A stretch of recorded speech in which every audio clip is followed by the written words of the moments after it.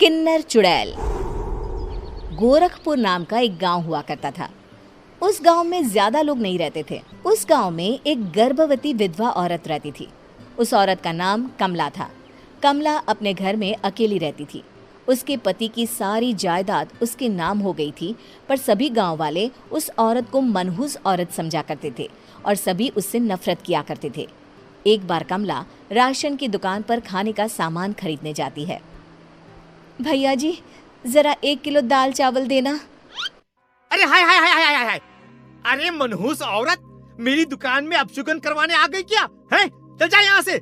मैं कुछ नहीं देने वाला हूँ तुझे। भाग भाग यहाँ से, चल जा, निकल। भैया जी, ऐसा मत कहिए। मैं गर्भवती हूँ, मुझे खाने की बहुत जरूरत है। मुझे खाना दे दीजिए। दुकानदार कमला को वहां से धक्के मारकर भगा देता है।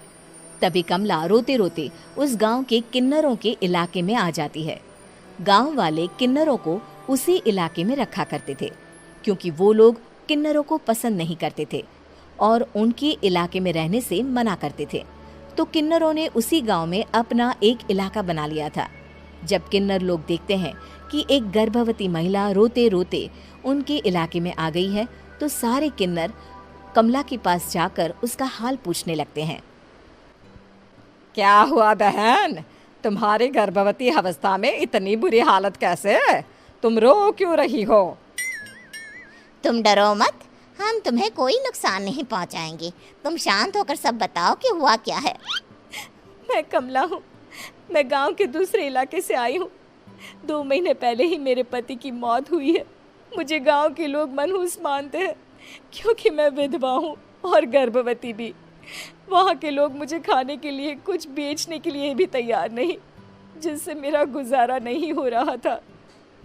कोई बात नहीं कमला, हम तुम्हारा ख्याल रखेंगे। किन्नर लोग कमला को एक खाली घर में रहने के लिए जगह दे देते हैं और उसकी देखभाल भी करते हैं।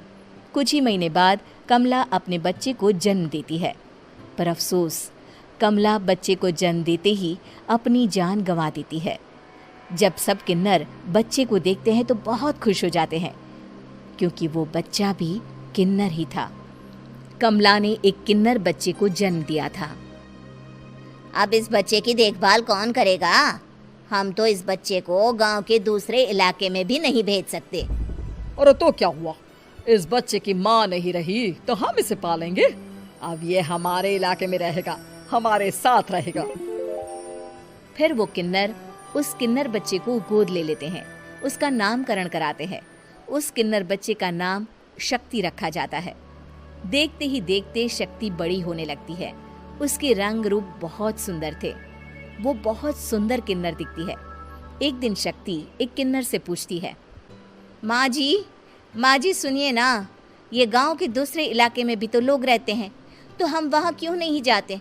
हम उनसे अलग क्यों रहते हैं? शक्ति, क्योंकि वो लोग हमारे जैसे नहीं, वो लोग हमें पसंद नहीं करते, इसीलिए हम उनसे अलग रहते हैं।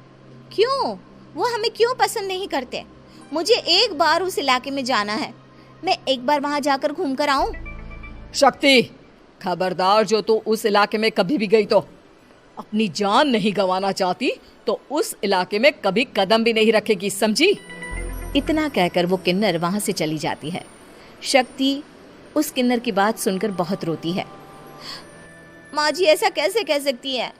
उन्होंने इतनी सी बात के लिए मुझे इतना डांटा। अब तो मैं उस इलाके में जरूर जाऊंगी।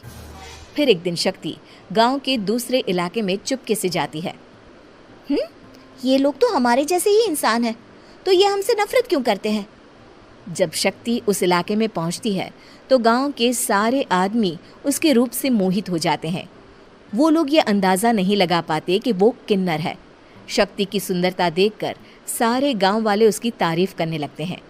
तभी गांव का चक्कर लगाने गांव के जमींदार का बेटा हर्ष वहां पहुंचता है। हर्ष भी दिखने में बहुत सुंदर होता है। जब हर्ष ने शक्ति को देखा तो वो भी उससे मोहित हो गया, और जब शक्ति की नज़र हर्ष पर पड़ी तो वो हर्ष को देखकर मोहित हो गई। आपको पहले कभी इस गांव में देखा नहीं। इस गांव में आप नए हैं क्या? जी नहीं, वो मैं बस। तभी शक्ति बोलते बोलते रुक जाती है और मन में सोचने लगती है, अगर मैंने इनको बता दिया कि मैं दूसरे इलाके से आई हूँ तो वो समझ जाएंगे कि मैं किन्नर हूँ, इसलिए मुझे इनसे झूठ ही बोलना पड़ेगा। शक्ति हर्ष को कहती है, जी हाँ, मैं इस गांव में नई आई हूँ, यहाँ अकेली रहती हूँ। वैसे आप कौन है? आप भी इसी गांव में रहते हैं? जी हाँ, मैं इस गांव के जमींदार का बेटा हूँ। आपको किसी भी चीज की जरूरत पड़े तो आप मुझे बता देना, मुझे अच्छा लगेगा। ऐसे ही शक्ति और हर्ष एक दूसरे से रोज मिलने लगते। वो दोनों अपने प्यार का इजहार करने एक दूसरे से मिलने जाते हैं। तभी शक्ति का पीछा करते करते एक किन्नर वहां आ जाती है। शक्ति, मैं तुमसे बहुत प्यार करता हूँ। मैं तुमसे शादी करना चाहता हूँ। क्या तुम मुझसे शादी करोगी? हाँ हर्ष, मैं तुमसे शादी करूँगी, पर मैं तुमको अपने बारे में एक सच्चाई बताना चाहती हूँ जो मैंने तुमसे छुपा कर रखी है। तभी उनके बीच में ही वो किन्नर आ जाती है। शक्ति, तेरी हिम्मत कैसे हुई ऐसा करने की? वो किन्नर शक्ति को खींचकर गांव के जमींदार के पास ले जाती है। हर्ष भी वहां शक्ति को बचाने के लिए पहुंच जाता है। जमींदार शक्ति और हर्ष के प्यार के बारे में सुनकर गुस्से में आ जाता है और शक्ति को गांव के बाहर निकालने की सजा देता है। शक्ति ये बात सहन नहीं कर पाती और कुएं में कूदकर अपनी जान दे देती है। जमींदार हर्ष की शादी गांव की एक लड़की से करवा देता है, पर हर्ष इस शादी से खुश नहीं होता। शक्ति अपना बदला लेने के लिए मरने के बाद किन्नर चुड़ैल बन जाती है। अब मैं इन गाँव वालों को नहीं छोड़ूंगी, अब इनसे मैं अपने प्यार का बदला लूंगी। किन्नर चुड़ैल गांव वालों को परेशान करना शुरू कर देती है। एक बार वो रात को गांव के खेतों में पहुंच जाती है और वहां आग लगा देती है। सारी फसल जल के राख हो जाती है। जब एक आदमी रात को उठकर देखता है कि खेत में आग लग गई है तो वो वहां पहुंच जाता है। वो देखता है कि खेतों के बीचों बीच एक किन्नर चुड़ैल खड़ी है और वहां खड़े होकर ताली बजा रही है। गांव वाला किन्नर चुड़ैल को देखकर बेहोश हो जाता है। जब सुबह उस आदमी को होश आता है तो वो सीधा जमींदार के पास जाता है। अरे जमींदार साहब, अरे वो किन्नर चुड़ैल ने मेरी सारी फसल जला दी। अब मैं क्या करूंगा? क्या होगा मेरा?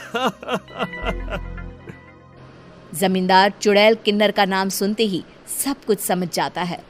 अब वो बहुत डर जाता है। उसी रात को जब जमींदार डर के मारे अपने कमरे में सो नहीं पाता, तभी वहां अचानक से किन्नर चुड़ैल आ जाती है।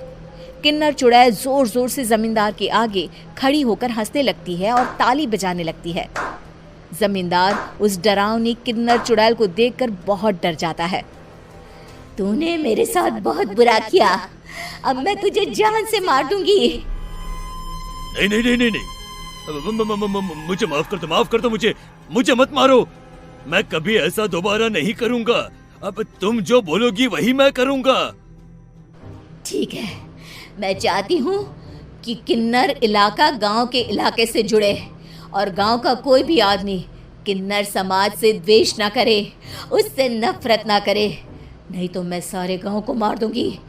और तुम गांव में एक नया कानून बनाओ कि अगर किसी ने भी किन्नर समाज को हानि पहुंचाने की कोशिश भी करी या इनसे भेदभाव करने की भी कोशिश करी तो उनको कड़ी से कड़ी सजा मिलेगी। हाँ हाँ हाँ हाँ, मैं ऐसा ही करूंगा। तुम जो बोलोगी वो मैं करूंगा, पर मुझे जाने दो प्लीज। तब वो किन्नर चुड़ैल वहां से चली जाती है। गांव का जमींदार किन्नर चुड़ैल का कहा मानते हुए दोनों इलाकों को एक कर देता है और नया कानून भी लागू कर देता है। तब से वहां किन्नर समाज और बाकी गांव वाले शांतिपूर्वक रहने लगते हैं।